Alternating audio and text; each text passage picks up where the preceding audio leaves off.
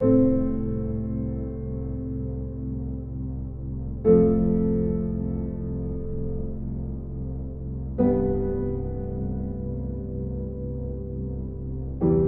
un tour du monde et un retour anticipé en France, je suis reparti à l'aventure. J'ai choisi l'Inde parce que c'est un pays qui m'attirait depuis longtemps.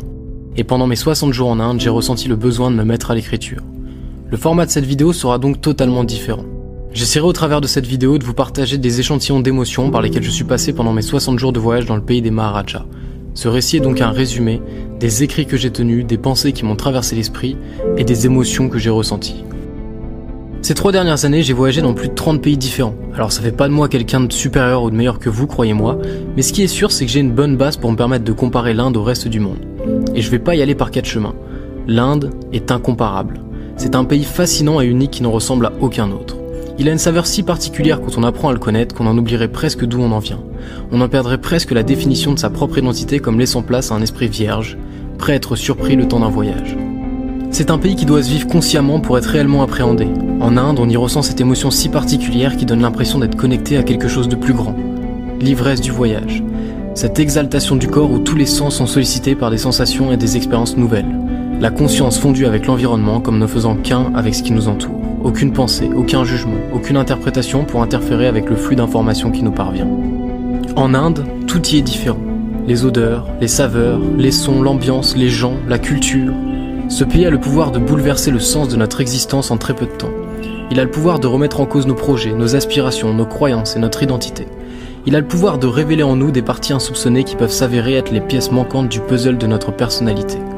Il a le pouvoir de nous faire sombrer dans la folie un jour et de nous donner des moments de pure extase sauvage un autre jour. J'ai choisi consciemment et préalablement de vivre cette expérience seule et d'éviter les rencontres afin de ressentir le voyage plus de l'intérieur. Ce que je vous raconte dans ce récit reste mon expérience et mon expérience seulement. Mon expérience subjective en tant que voyageur seul premièrement, qui a fait le choix de rester seul pendant 60 jours et qui a fait le choix de traverser aussi des zones difficiles où règne misère, pauvreté et insalubrité. Donc qui a fait le choix finalement de ne pas aller que dans la lumière mais d'aller aussi explorer l'ombre. L'Inde m'a donné finalement ce que j'étais venu chercher inconsciemment et en a façonné mon expérience. 9h15. J'atterris à New Delhi après 2 jours de voyage dont une escale à Sofia, une autre à Dubaï et presque 48 heures sans dormir. Les prochaines heures qui vont suivre sont sûrement les heures les plus longues et les plus difficiles que j'ai pu vivre dans ce pays. Après que mon conducteur de taxi m'ait fait croire que mon hôtel était fermé pour m'emmener dans une agence à l'autre bout de la ville, me facturant la course bien évidemment bien plus cher que le prix annoncé au départ, je rencontrerai dans cette agence un homme qui parle couramment français, pur hasard bien sûr. Cet homme essaiera de me vendre un ticket de train à un prix exorbitant en me jurant qu'il est impossible en tant qu'étranger de voyager au jour le jour et d'acheter ses tickets à la gare comme je comptais le faire. En vue de mon refus, il prendra petit à petit un ton de plus en plus autoritaire, venant jusqu'à me menacer au moment où j'arrive à me sortir de ses griffes acérées pour quitter l'agence. Je n'ai pas internet, ma carte SIM s'active que dans 24 heures, je dois trouver un hôtel et dormir vite. À peine sortis, des dizaines d'hommes seront déjà à l'affût pour m'emmener dans leurs agences, me vendre le même ticket de train dont je n'ai pas besoin pour récupérer leur commission sur mon ticket si je l'achète, et croyez-moi, leurs techniques commerciales sont brutales. On vous manipule à coups de pression et d'oppression pour vous craquiez et que vous achetiez sous la pression. Impossible de me débarrasser de ces hommes, ni même de faire 10 mètres sans qu'un nouveau m'agrippe le bras ou me fasse des compliments sur mes cheveux en les touchant sans ma permission. J'ai tout essayé. Prendre un taxi, le taxi m'emmène dans une agence pour récupérer sa commission lui aussi. Rentrer dans un café, on me suit, même dans le café. On s'assoit en face de moi, autour de moi, et me ressort encore ce même baratin sur les étrangers qui ne peuvent pas réserver de billets de train pour m'emmener une nouvelle fois dans une agence. Après des heures à essayer de me sortir de ce cercle vicieux, je capitule. Je me laisse porter dans une agence par un de ces nombreux rabatteurs et je baratine à mon tour en expliquant que je prendrai ce foutu billet de train si on me trouve un hôtel. En bon commercial, l'homme claque des doigts. Un autre homme, le visage fermé, arrive instantanément à sa demande. Il me sert un thé, ou un chai comme on dit ici, en attendant de trouver un accord avec mon hôtel. Après quelques courtes minutes d'attente et de longues minutes de marche traversant les rues des quartiers défavorisés de Delhi et regardant ce qui m'entoure avec stupeur, j'ai compris. J'ai compris que j'avais totalement sous-estimé le dépaysement. C'est brutal, et je n'étais pas prêt. Surtout pas après une nuit blanche et un décalage horaire important. Je vais pas rentrer dans les détails maintenant, mais croyez-moi, on se prend la dure réalité en pleine face et on se rend compte que tout ce qu'on a vu ou entendu sur l'Inde était en fait encore dans le cerveau à l'état de concept intellectuel non conscientisé. Et que là maintenant, c'est réel, on le vit, et on y est vraiment. J'entrerai donc finalement dans ma chambre d'hôtel et après avoir fermé la porte, je me sens seul. Pas à ma place, oppressé, en insécurité. Je m'allonge sur mon lit, je regarde dans le vide, et je me mets à pleurer. Sans raison. Alors rassurez-vous, mon premier jour est sûrement le pire jour que j'ai passé en Inde, et encore, je ne vous ai raconté qu'un petit échantillon de cet ascenseur émotionnel par lequel je suis passé ce jour-là. Ce serait trop long de vous raconter tout ce qui m'est arrivé cette journée-là dans les détails.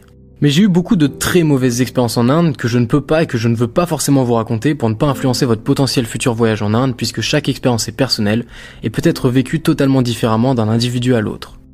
Ce qu'il faut bien que vous compreniez, c'est que tous les clichés que vous avez seront constamment surpassés par d'autres encore plus fous. Tout ce que vous avez vu ou entendu sur ce pays seront constamment remis en cause, et qu'il est impossible de comprendre l'expérience d'un voyage en Inde sans en faire soi-même l'expérience seul.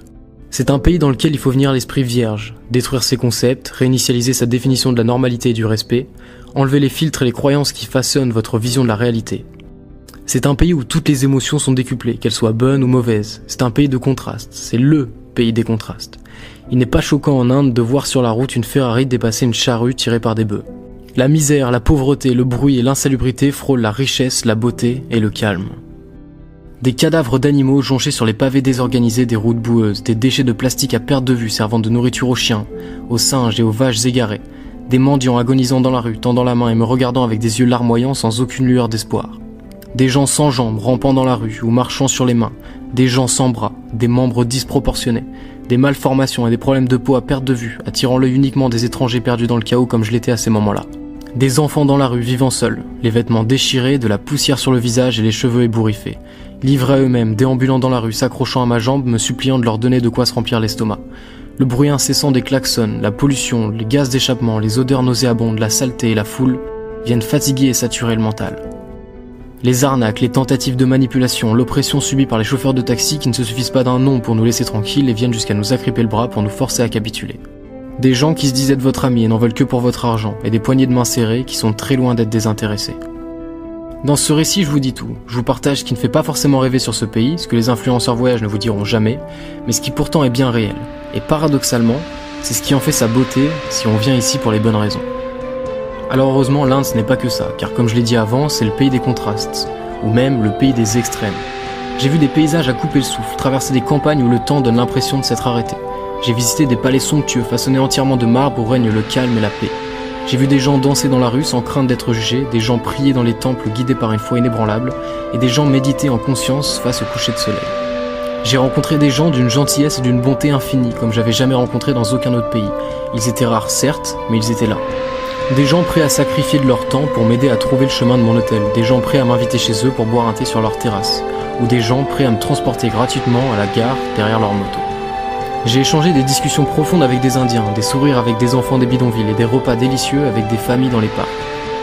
J'ai ressenti des émotions très fortes quand je marchais au milieu du chaos indien. Je regardais tout ce qui m'entourait avec une fascination morbide, je n'avais aucun contrôle sur les événements, alors je lâchais prise. Complètement. Et je me sentais libre. Certains disent, l'Inde est à double tranchant, soit tu adores, soit tu détestes. Pour ma part, j'adore ce pays pour les mêmes raisons que je le déteste. Chacun a sa propre vision du voyage. Pour moi, voyager, c'est pas seulement prendre du bon temps, voir des beaux paysages et rencontrer des belles personnes. C'est aussi se chercher, se rencontrer et s'apprivoiser dans le silence et la lumière, mais aussi dans l'ombre et le bruit. Et je trouve que l'Inde est un très bon pays pour ça. Ce pays a le pouvoir de vous donner ce que vous êtes parti chercher, la vraie raison qui vous a emmené ici, ce pourquoi vous êtes réellement venu. Chaque décision est le fruit d'événements, de sensations et d'émotions vécues intérieurement. Je pense que la décision de venir voyager en Inde n'est pas une décision anodine, et que si vous venez dans ce pays pour les mauvaises raisons, alors vous serez sûrement déçus. Je me souviens d'un voyageur que j'avais rencontré sur la route qui m'avait dit « Tant que tu n'as pas fait l'Inde et l'Afrique, tu n'as pas vraiment voyagé. » Aujourd'hui, j'ai compris ce qu'il voulait dire.